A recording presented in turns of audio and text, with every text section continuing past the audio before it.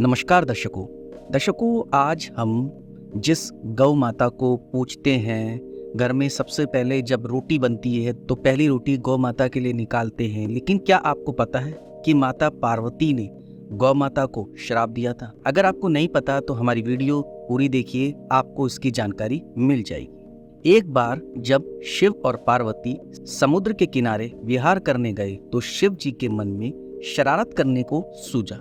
उन्होंने मां पार्वती से कहा, हे देवी, मुझे अचानक आवश्यक काम से जाना पड़ रहा है, मैं कार्य पूरा करके अभी आता हूँ, तब तक आप मेरी प्रतीक्षा कीजिए।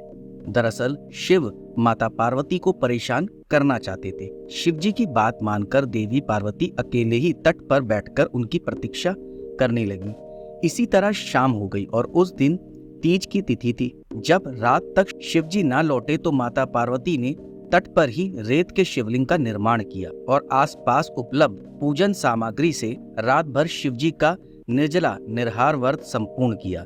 शिव जी सूक्ष्म रूप में वहीं उपस्थित थे और हर गतिविधि के साक्षी थे।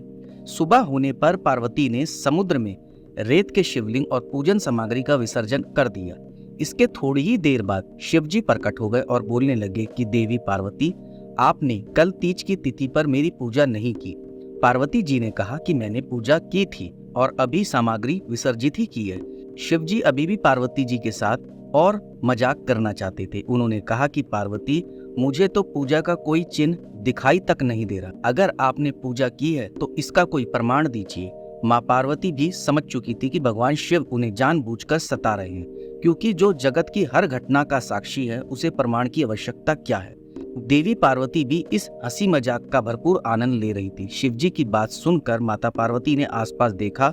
उन्हें एक गाय खड़ी दिखाई दी। उन्होंने शिव जी से कहा, ये गाय मेरी साक्षी है। जब मैं पूजा कर रही थी तो ये गाय यहाँ उपस्थित थी। शिव जी ने गाय से पूछा कि क्या पार्वती ने पूजा की है? गाय ने सिर हिला दिया और ये इशारा दिया कि नहीं, कोई पूजा नहीं की।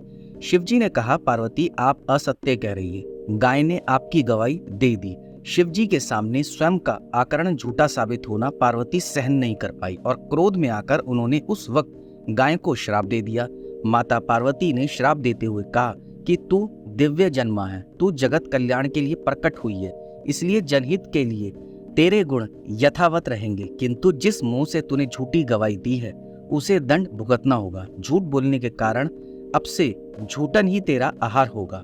इस तरह झूठ बोलने से गौ माता क्रोध की भागी बनी और आज तक उनकी संतति अच्छा भोजन प्राप्त होने के बावजूद भी झूठन खाने के लिए ही बाध्य है। क्योंकि आपने कई जगह देखा होगा कि गौ माता जो सड़कों पे घूम रही है, कई बार लोग जो है बचा हुआ खाना रख जाते हैं कहीं दीवार के सहारे, सड़क के सहारे, रोड पर, तो गौ माता वो खा लेती है। तो ये कहीं ना कहीं माँ पार्वती के ही श्राप का नतीजा है। उम्मीद करता हूँ कि आपको पता लग गया होगा कि माँ पार्वती ने गौ माता को क्यों श्राप दिया था।